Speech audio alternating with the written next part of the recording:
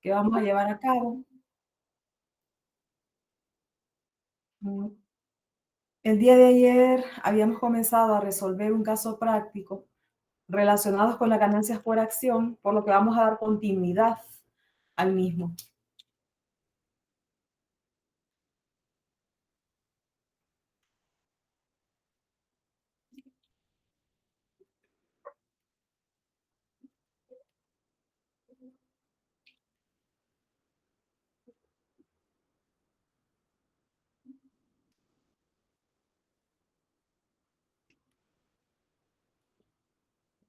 Voy a proyectar para que podamos ver ese caso.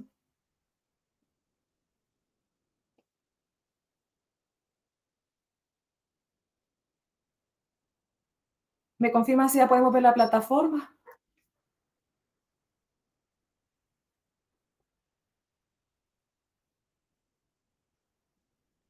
Ok, entonces el día de ayer Sí, habíamos... gracias, estimado Odair. Bien, por aquí habíamos iniciado a ver este caso P1226 que trata de la integración de la estructura óptima de capital. Habíamos mencionado que la estructura óptima de capital es el punto donde los activos son financiados con un porcentaje de patrimonio propio, o sea, con acciones, con aportaciones de los socios o accionistas, y otro porcentaje es financiado con pasivo o deuda. Entonces, la estructura óptima es aquel punto donde la entidad maximiza la ganancia de sus accionistas o maximiza el precio por acción de las acciones comunes que mantiene en circulación. Ok, entonces habíamos iniciado viendo este caso que nos decía que el Consejo Directivo de Moralis Publishing, INC, encargó un estudio de estructura de capital. La compañía mantiene activos totales por 40 millones. Sus utilidades antes de intereses e impuestos son 8 millones y su tasa impositiva es el 40%. Elaboré una hoja de cálculo en Excel, ¿verdad? Esta tiene que ser en Excel, como la tabla 1210. La tabla 1210 básicamente es esta que nos está mostrando, que muestra los valores de deuda y capital patrimonial, así como el número total de acciones en circulación, suponiendo un valor en libros de $25 por acción. Entonces, lo que nos pide este casito es que repliquemos esta tabla, que fue lo que hicimos ayer. Hicimos la simulación de cuál sería la estructura de capital con base a todos estos porcentajes de endeudamiento, desde el 0 hasta el 60%. ¿Por qué se hace todo esto? Porque para poder conocer cuál de todos estos porcentajes de deuda y patrimonio representan la estructura óptima, debemos llegar hasta el cálculo de la ganancia por acción para dar nuestra recomendación y decir cuál es la mejor opción de estructura óptima de capital. Entonces, eso fue lo que resolvimos el día de ayer. Aquí está nuestro desarrollo, donde habíamos replicado esta primera tablita, habíamos calculado de acuerdo con cada porcentaje de deuda, habíamos colocado aquí, ¿verdad?, el total activos, porque recuerde lo que mencionamos ayer, la ecuación contable es aquella, ¿verdad?, que iguala el total activos que indica, ¿verdad?, por lógica o por regla, el total activo siempre va a ser igual al pasivo más el patrimonio. O sea que cuando yo tengo activos acá, estos activos deben estar financiados de alguna manera. Si nos fijamos en la primera opción, este total activos entonces está financiado con un 100% de capital patrimonial y solamente un 0% de deuda. Entonces, esto indica, ¿verdad?, que tenemos 1.600.000 acciones en circulación. ¿Cómo calculamos este dato? Habíamos dividido el capital patrimonial entre las acciones, entre el valor o el precio en libros de cada acción. O sea, cada una de las acciones que se mantienen en circulación tienen un valor en libros de $25. Entonces, únicamente dividimos el capital patrimonial entre esos $25 y ahí nos da el resultado de cuántas acciones mantendríamos en circulación en este primer escenario. Luego, el segundo escenario, nos decía, si tuviéramos un 90% de patrimonio propio, 10% de capital, entonces tendríamos 1.440.000 acciones comunes en circulación. Con la tercera estructura, que es un 20 de deuda y 80 de patrimonio propio, tendríamos 1.280.000 acciones en circulación. Y con la otra estructura de un 70% de patrimonio propio y un 30% de deuda, tendríamos 1.120.000 acciones en circulación. Y si tuviéramos un 60% de capital patrimonial y 40% de deuda, entonces tuviéramos 960.000 acciones en circulación. Si tuviéramos un 50% de patrimonio y 50% de deuda, entonces tendríamos 800.000 acciones comunes en circulación. Y si tuviéramos solamente un 40% de capital patrimonial y un 60% de deuda, entonces tendríamos 640.000 acciones comunes en circulación. Bien, luego de calcular esta tablita, entonces nos pide que le agreguemos otros insumos. Me dice, considerando el costo de la deuda antes de impuestos a varios niveles de endeudamiento, calcule los gastos de interés anual. Entonces, nosotros aquí ya conocemos el porcentaje de deuda, conocemos el total de la deuda y también me dan el costo de la deuda. ¿A dónde me dan el costo de la deuda? Aquí en el punto B, porque a mí en el punto B es donde me piden que yo adicione estos cálculos a la tablita. Entonces me dice, si vos tenés un 0% de endeudamiento, obviamente vas a tener un 0% de costo de deuda. Entonces, dijimos que el costo de deuda se representaba por este simbolito que dice KD. Entonces, eso significa costo de deuda. Entonces, mire, con un porcentaje de endeudamiento 0, un costo de deuda 0. Con un porcentaje de endeudamiento de 10, un 7.5% de costo de deuda. A un 20% de endeudamiento, el costo de los intereses aquí es del 8%. Si es un 30% de endeudamiento, es un 9% el costo de deuda o la tasa de interés.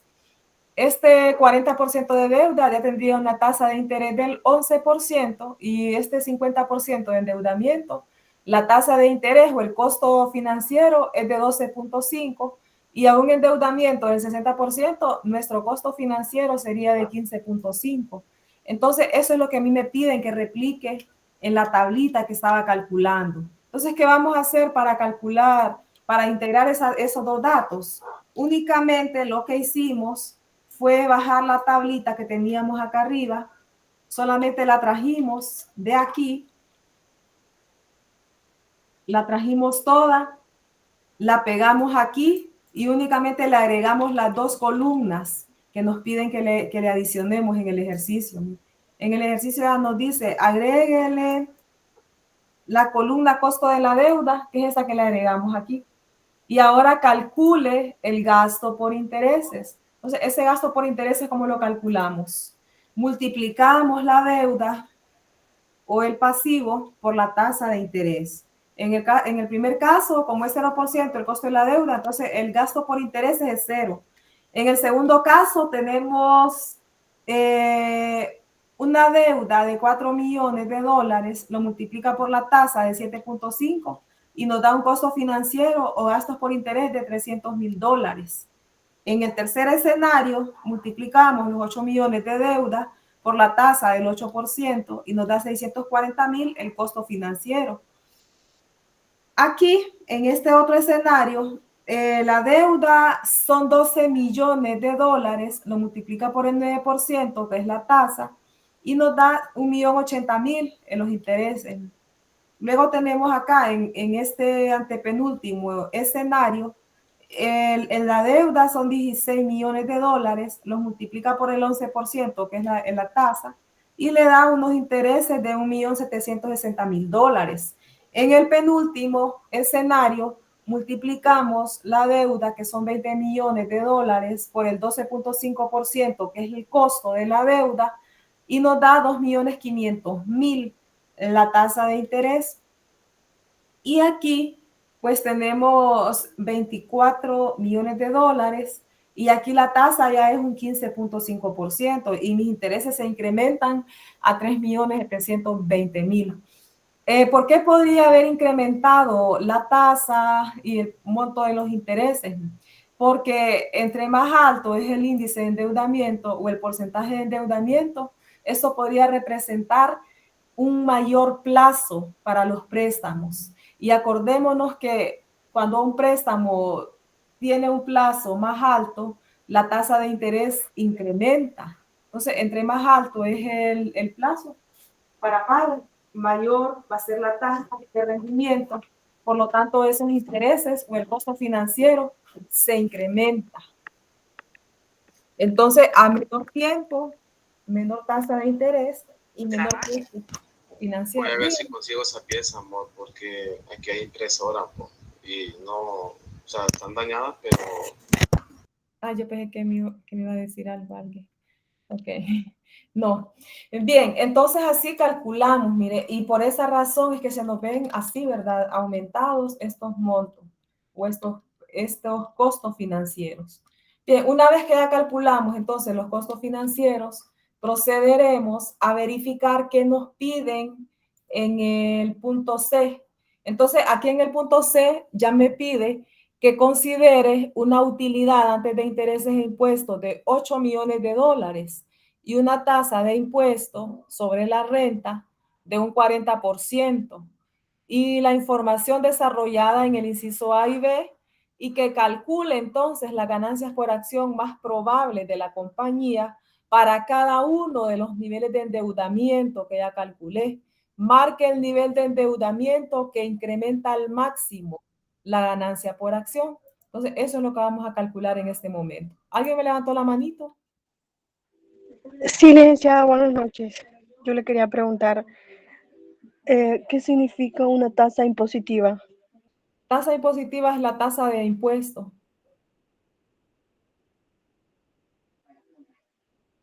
Tasa de impuesto. En este caso es el impuesto sobre la renta. Entonces, aquí es de un 40, ¿verdad? Si no nos diera la tasa que le debemos aplicar es la del 25%, que es la tasa que se le aplica a entidades jurídicas en nuestro país. Pero como ahí ya nos dice que le apliquemos un 40, entonces le vamos a aplicar un 40. Ok, entonces vamos a este cuadritos.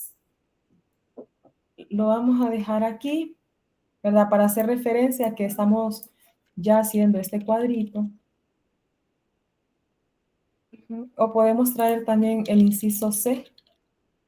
Sí, creo que vamos a traer el inciso C para que vayamos como de manera consistente entre la estructura de este caso. Entonces vamos a traer el parrafito C, que será nuestro siguiente cálculo. Entonces vamos a copiarlo aquí. Vamos a ponerlo aquí para desarrollarlo.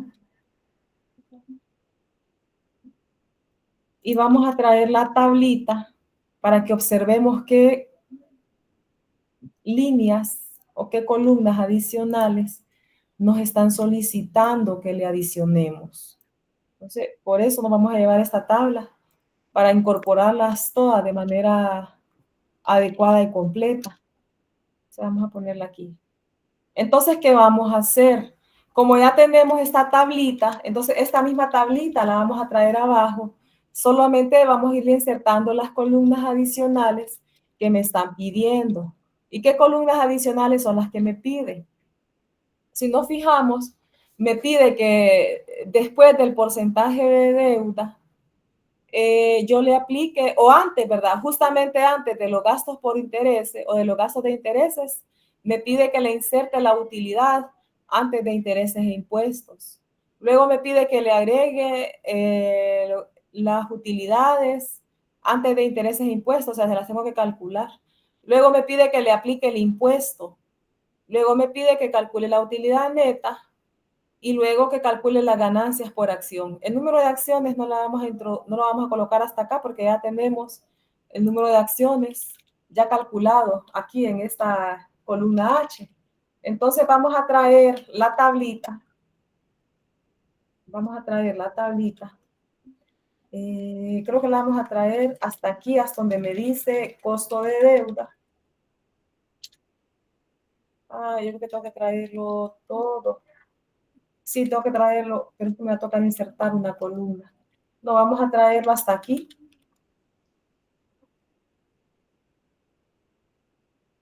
Hasta costo de deuda, Sí, lo vamos a traer a costo de deuda porque aquí me pide, ¿verdad? Me pide que antes del gasto de intereses le agregue otra columna que se llama utilidad antes de impuestos. Entonces yo necesito colocar aquí una columna que diga utilidad antes de intereses e impuestos. Entonces vamos a colocar esta columnita aquí y luego de esa columnita el gasto por intereses en dólares que ya calculamos aquí. Entonces aquí utilidad. ¿Por qué me pide que lo haga así? Porque yo necesito prepararlo de esta manera para poder, es como tipo un estado de resultado solo que no va de manera vertical, sino que va de manera horizontal. Utilidad antes de intereses e impuestos. Ok, entonces, como ya tenemos aquí esta línea, ya el ejercicio práctico me dice cuánto consideramos de intereses, de utilidad antes de intereses e impuestos. Me dice que la utilidad antes de intereses e impuestos que debo colocar son 8 millones de dólares. Entonces esos 8 millones son los que vamos a reflejar aquí. Vamos a aplicarle el formato de dólar. Entonces, ¿qué indica esto? Que para todos los casos, para todos los escenarios que tengo aquí, vamos a considerar 8 millones de dólares en esta columna. Para cada escenario, 8 millones de dólares.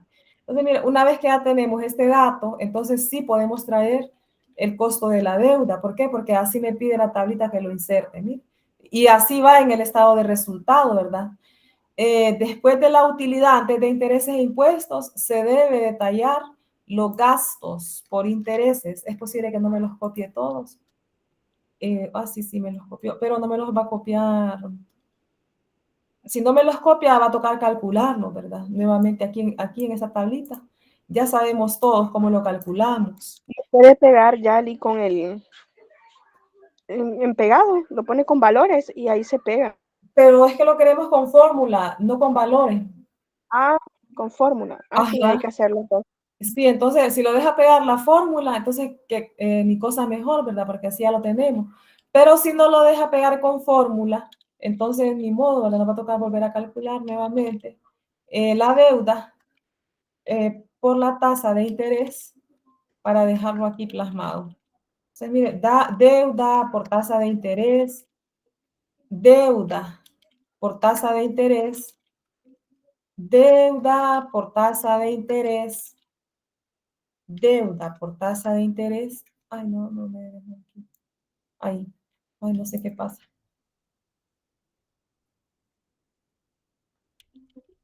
Deuda, tasa de interés, no sé qué pasaba. Ok, deuda por tasa de interés. Entonces, mire, ahí tenemos ya nuevamente nuestros cálculos. Mire, son exactamente igual, 300, 640, 1.080.000, 1.760.000, 2.500.000 y 3.720.000. Entonces, una vez que ya tenemos esos datos, entonces podemos integrar la siguiente columna, que es la utilidad antes de impuestos. Entonces, en esta columnita vamos a colocar la utilidad antes de impuestos. Que la utilidad antes de impuestos, acordémonos que es la U ahí.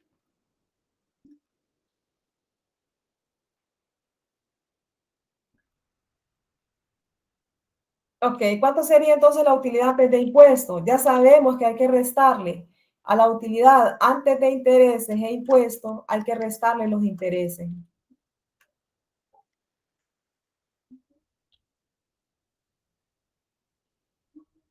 Menos los intereses, utilidad antes de intereses e impuestos, menos los intereses.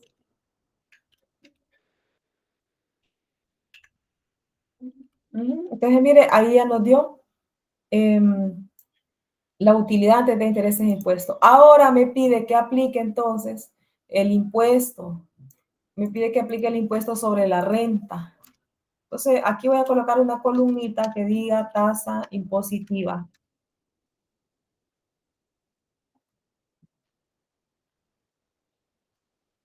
Entonces, colóquele acá abajo ISR para que sepa que estamos hablando del impuesto sobre la renta. Entonces, ¿de cuánto es esta tasa?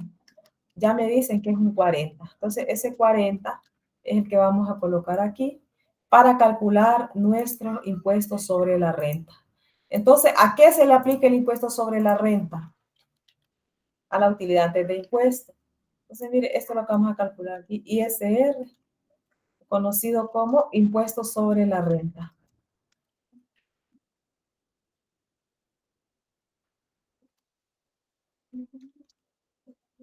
Entonces, como lo aplicamos a la utilidad antes de impuestos, le aplica la tasa impositiva.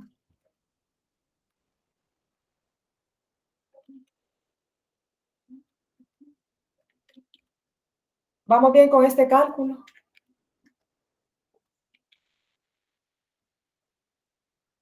Sí, licenciada. Perfecto. Gracias, estimada, por confirmar. Entonces, aquí ya tenemos calculada el impuesto sobre la renta. Entonces, una vez que ya calculamos el impuesto sobre la renta, entonces vamos a poder calcular el ingreso neto o conocido como utilidad neta del ejercicio. Entonces, aquí mismo vamos a poner, mire, utilidad neta del ejercicio. ¿Cómo se calcula la utilidad neta del ejercicio? Ya todos sabemos que a la utilidad de impuestos le resta los impuestos. Utilidad de impuestos menos el impuesto.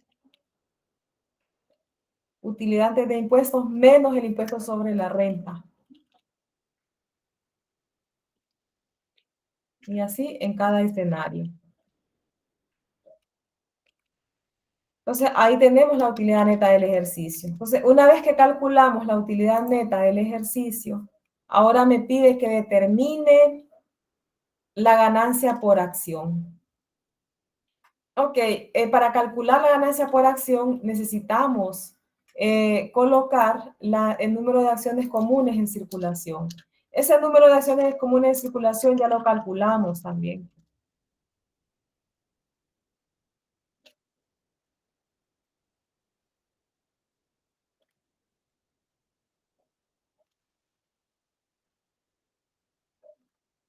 Entonces, aquí si quieres, sí lo podemos poner como valores porque ya lo tenemos aquí. Número de acciones, aquí está, número de acciones comunes en circulación, son estas. Entonces, esas son las que vamos a tener aquí para el cálculo de nuestras ganancias por acción.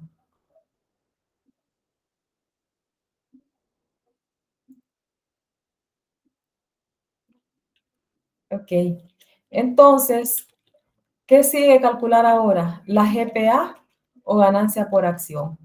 Entonces, coloquemos aquí GPA.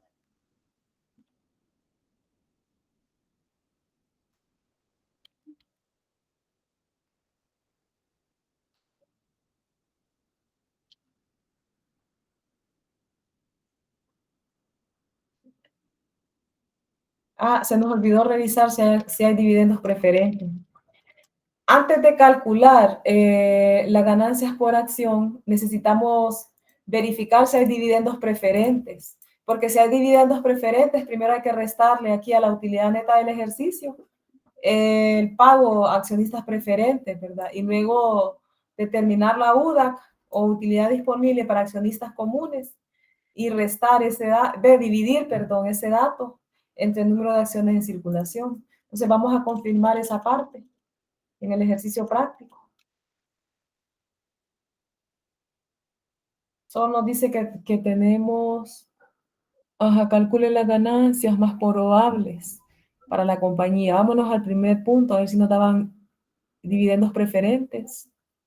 El consejo directivo, la compañía tiene activos totales, sus utilidades antes de intereses. Ajá, no tenemos dividendos preferentes. Entonces, en el caso de no existir dividendos preferentes, significa que la utilidad neta del ejercicio es la UDAC, ¿verdad? Ya dijimos ayer que es UDAC, utilidad disponible para accionistas comunes.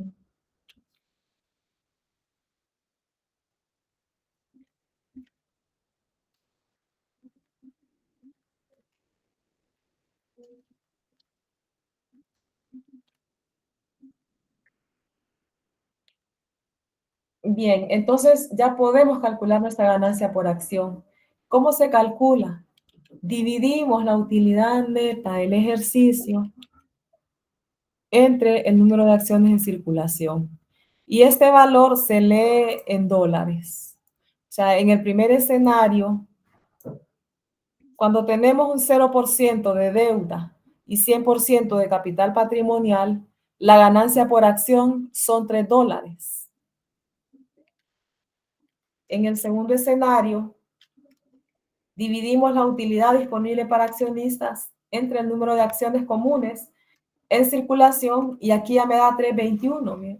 La ganancia por acción son $3.21 de dólar. Esta se da cuando tengo un 10% de deuda y un 90% de patrimonio.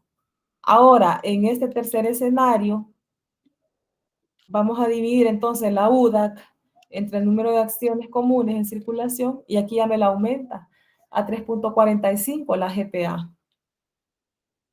Vamos a este escenario, dividamos la UDAC entre el número de acciones en circulación. Aquí la aumenta más. Dividamos este, y aquí la aumenta a 3.90. A este nivel de endeudamiento, aquí la sube a 4.13. Y si nos vamos al último nivel de endeudamiento, la baja a 4.1. Entonces, lo que me pide el ejercicio es que yo determine, marque el nivel de endeudamiento que incrementa al máximo la ganancia por acción. ¿Cuál es el nivel de endeudamiento entonces que incrementa al máximo la ganancia por acción?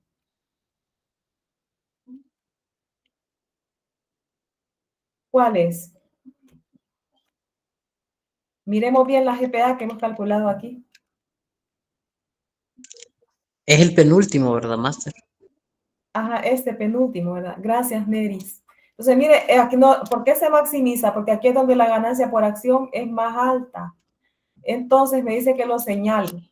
Entonces, lo vamos a señalar. Mire, este es el momento o el punto que me genera o me maximiza la GPA. Entonces, este es un indicativo o un indicador que la estructura óptima de capital que esta empresa podría tener es financiar sus activos totales con un 50% de deuda o préstamos y un 20% de capital patrimonial. ¿Por qué? Porque ahí estamos apalancándonos financieramente. Cuando nosotros obtenemos deuda para operar, nosotros estamos aprovechando el préstamo o el dinero ajeno para incrementar nuestra productividad y rentabilidad. Pero lo que hay que tener cuidado es de manejar estos niveles según lo que la norma lo requiere. La norma me dice, ¿verdad? Lo máximo que puedes endeudarte es un 50%, ¿verdad?, de tus activos.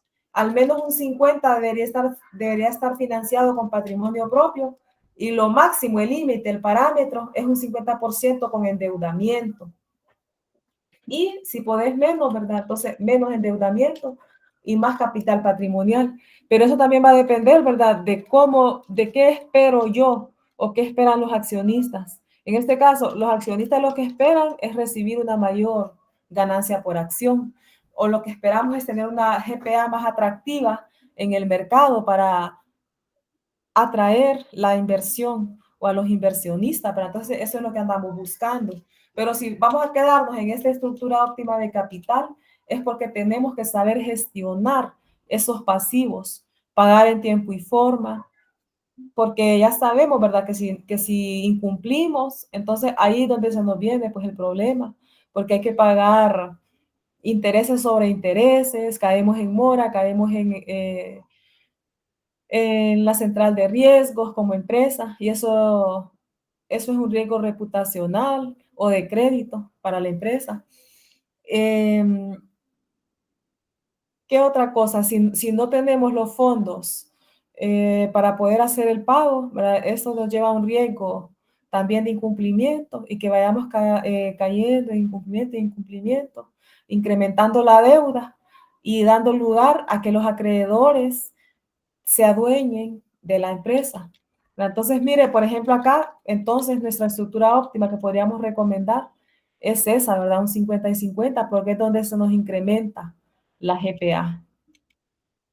Ok, pero aparte de eso, hay otros incisos donde a mí me pide que haga otros cálculos adicionales. Porque como les mencioné, hay otro indicador también, aparte de la GPA, hay otro indicador que es el PO o el precio por acción. ¿Con qué estructura óptima de capital yo incrementaría el precio por acción en el mercado, por ejemplo? Acordémonos del valor razonable. No es lo mismo valor razonable que valor en libros. Valor en libros es el valor de la acción que tiene el título valor. Ya valor razonable es cuánto me pueden pagar en este momento por esa acción. Acordémonos que en el mercado bursátil sube y baja el precio porque ese es el negocio o la actividad económica que surge en este tipo de mercados. Entonces es posible que yo las tenga un valor en libro distinto, pero que su valor razonable sea diferente en el mercado bursátil, que sea más favorable para mí o menos favorable, ¿verdad? Entonces a eso se refiere esos cálculos. Entonces vámonos a ver el inciso C, que es lo que se nos pide. Perdón, sigue el D. Entonces, acá nos dice, mire, que en el D lo que hay que calcular, con base en las ganancias por acción calculadas en el inciso C, la estimación del rendimiento requerido, KS, y la ecuación 1212, estime el valor por acción a varios niveles de endeudamiento. Marque el nivel de endeudamiento en la siguiente tabla, que da por resultado el precio máximo por acción. O sea, ¿en qué nivel de endeudamiento el precio por acción se vería más incrementado? Entonces, eso es lo que vamos a calcular en este momento. ¿Estamos listos para hacer ese cálculo? Sí, máster. Gracias, Neris. Vámonos a llevar entonces este encabezadito para aquí, para el Excel. Traigamos la tablita, porque estos datos los vamos a necesitar para incorporarlos a la tabla en Excel que ya traemos diseñada, lo que hemos ido diseñando paso a paso. Vamos a colocar por aquí la tabla. Entonces, ¿qué es un KS? Un KS es el rendimiento requerido. Entonces, ¿dónde está el KS? Aquí, mire, está acá y esta S pequeñita significa rendimiento requerido. ¿Quiénes requieren este rendimiento? Los accionistas requieren este rendimiento. Entonces, los accionistas le dicen a la empresa, bueno, si vas a mantener un 0% de deuda y 100% con patrimonio propio, requerimos un rendimiento de un 10%. Si vas a mantener un 60% de endeudamiento y solo un 40% de patrimonio propio, entonces queremos un 17.5% de rendimiento patrimonial. Entonces, ¿por qué? Porque lo que se supone es que a mayor financiamiento, mayor apalancamiento o grado de apalancamiento financiero y lo que provoca mayor utilidad o rentabilidad. Entonces, por eso le van incrementando el rendimiento esperado. Entonces, eso es lo que vamos a ir a introducir a nuestra tabla. ¿Qué vamos a hacer entonces? Vamos a copiar esta misma tabla.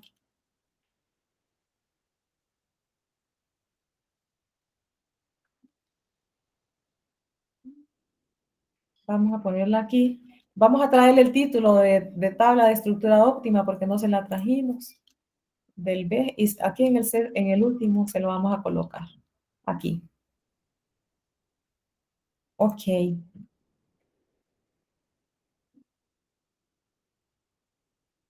Entonces, aquí lo único que me hace falta incorporar, entonces es este KS. porque la ganancia por acción yo ya la tengo aquí, ¿verdad? Ya tengo los porcentajes de deuda. Lo que me hace falta incorporar entonces es el KS y el PO, que es el precio por acción. Entonces vamos a colocar aquí KS. Entonces esto significa rendimiento esperado. Rendimiento esperado por los accionistas.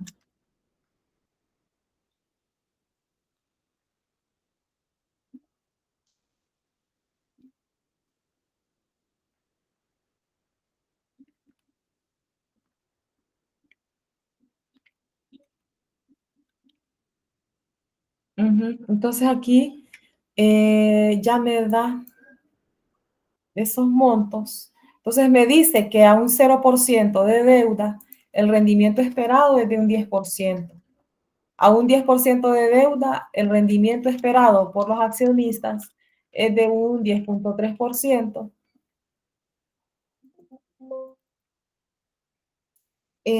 A un porcentaje de endeudamiento del 20%, entonces el rendimiento esperado es 10.9%.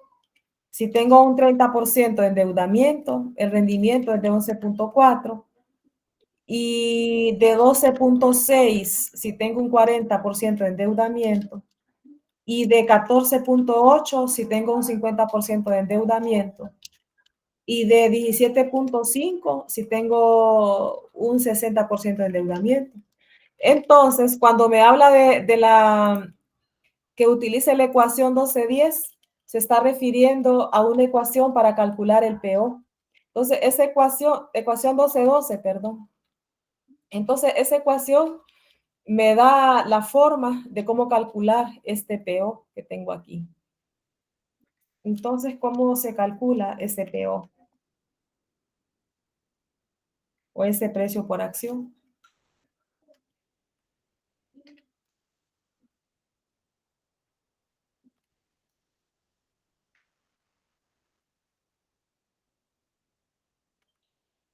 Hay esa ecuación que me da la fórmula. Antes de yo calcularlo aquí, quiero buscar la ecuación para que ustedes puedan ver de qué ecuación habla ese ejercicio práctico. Entonces, quiero irme acá.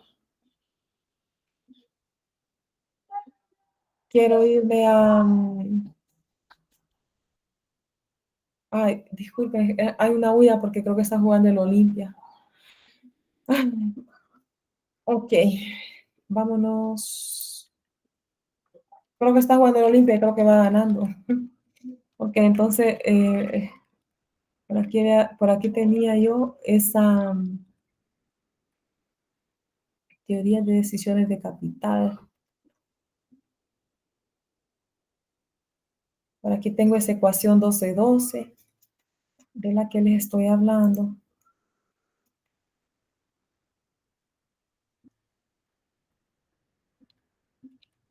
Esta es la ecuación 1212.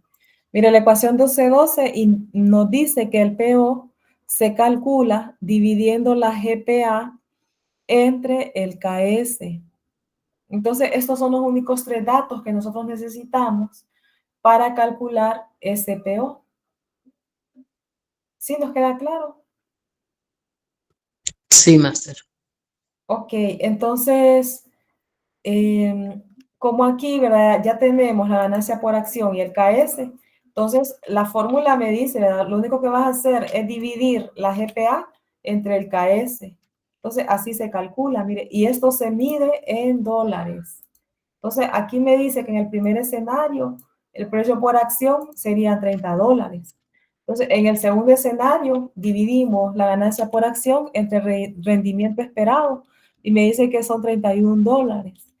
Acá en el tercer escenario dividimos la ganancia por acción entre el rendimiento esperado y son $31.65. En este caso dividimos, ¿verdad?, la GPA entre 11.40 y me sube a $32.52 el precio por acción. Aquí dividimos 3.90 entre 12.60 y aquí ya me baja. Veamos en este otro escenario. Este me baja más. Veamos este. Ok. Entonces a mí me dice el caso práctico, seleccione ¿En cuál nivel de la estructura óptima de capital se maximiza el precio por acción? Entonces, en esta, ¿verdad? ¿Estamos de acuerdo? Sí, máster.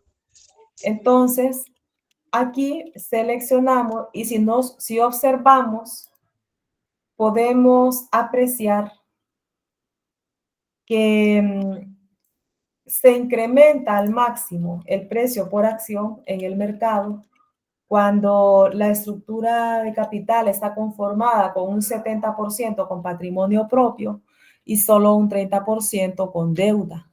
Entonces, mire, ¿por qué se incrementa? Porque aquí hay como un riesgo moderado, podríamos decirlo así. No hay un riesgo tan alto como en este caso, y aquí es un riesgo extremo. Entonces, en este caso se vuelve más atractiva la ganancia por acción. Entonces, aquí adquiere un precio en el mercado de 32.52.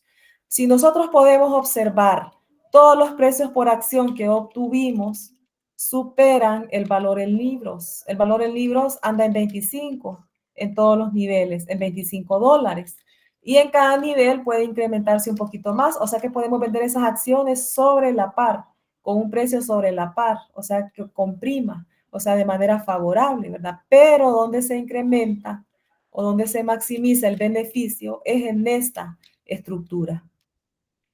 Entonces, estos son los dos indicadores que nosotros podríamos tomar para recomendarle a la empresa cuál podría ser su estructura óptima de capital. Entonces, aquí va a depender, ¿verdad? ¿De qué quieren los accionistas? ¿Quieren tener una ganancia por acción más atractiva en el mercado que atraiga la inversión e incremente las ventas de acciones? Si es eso lo que quiere, entonces podríamos recomendar esta acción.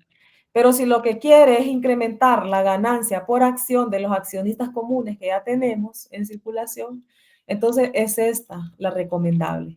Pero ambas, ¿verdad? Se consideran favorables para la empresa, ¿verdad? ¿Por qué? Porque aquí, a pesar de que el precio por acción baja a $27.87, sigue siendo arriba del valor en libros, que es de $25.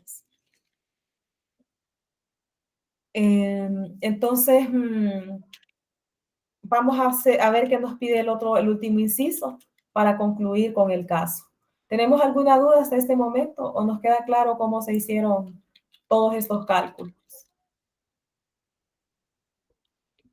Hasta el momento todo claro, máster.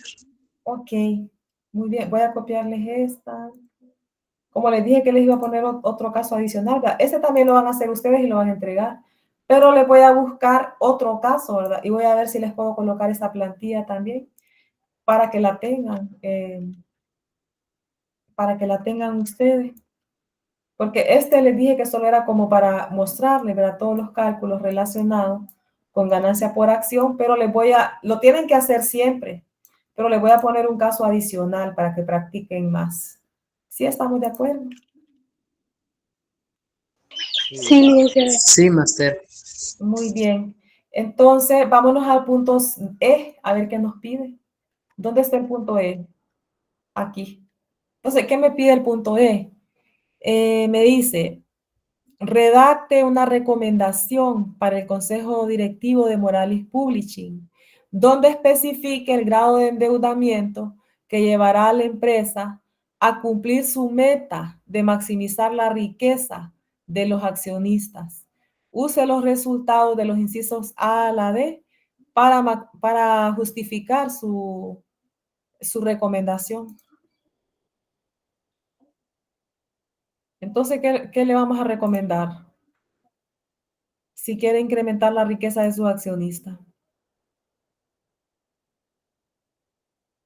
El objetivo entonces en este caso es maximizar la riqueza de los accionistas.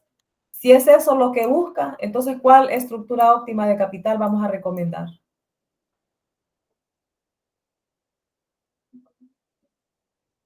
¿O cuál sería la estructura óptima de capital en este caso?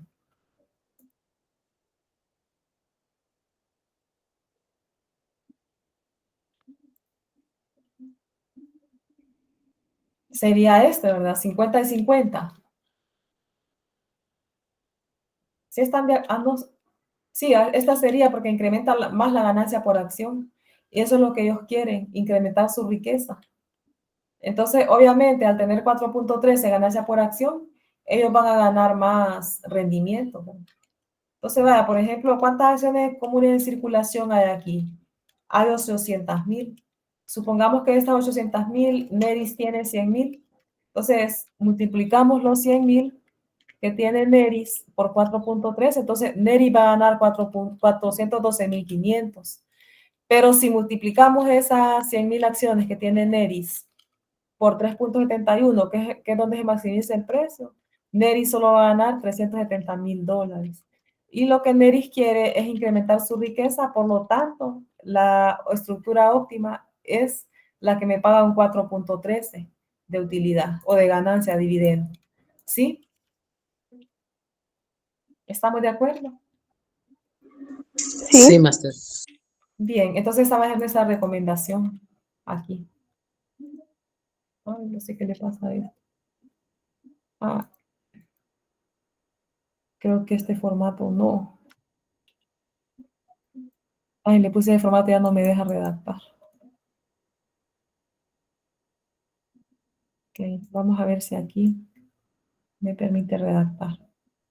Entonces, tomando como base nuestros cálculos efectuados,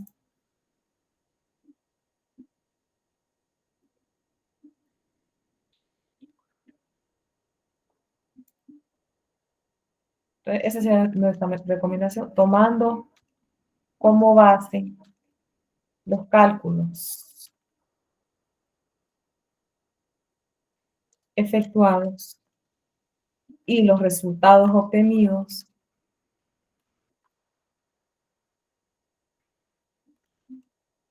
se recomienda a la empresa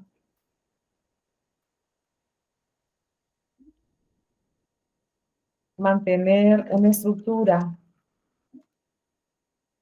de capital integrada con un 50% de endeudamiento, o pasivo, y un 50% con patrimonio aportado por los socios o accionistas,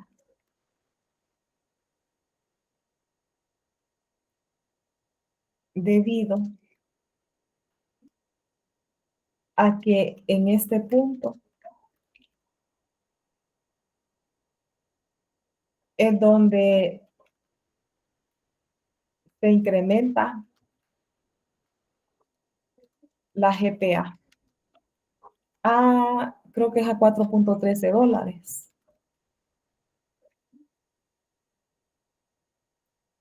Ujú.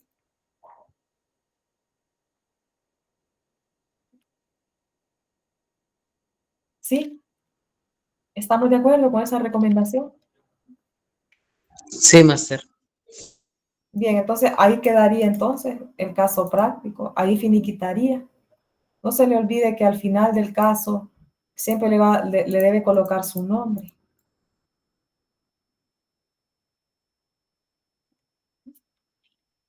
Aquí, elaborado por tal y la fecha, ¿no?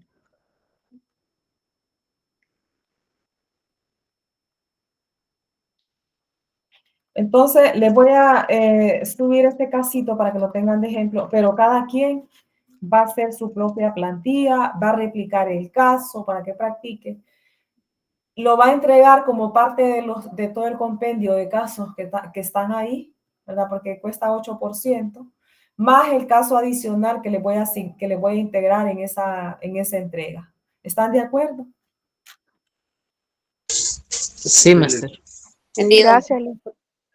Muy bien. Entonces, voy a proceder a subírselos. Y vamos a quedarnos por aquí el día de hoy. No sé si hay más preguntas antes de retirarnos. Por mi parte, no, Master. Bien. Muchas gracias, Lee. Feliz noche. Feliz noche a todos. Feliz noche, Lee. Feliz, Gracias, buenas noches. Gracias. Gracias, Master. Feliz noche. feliz noche.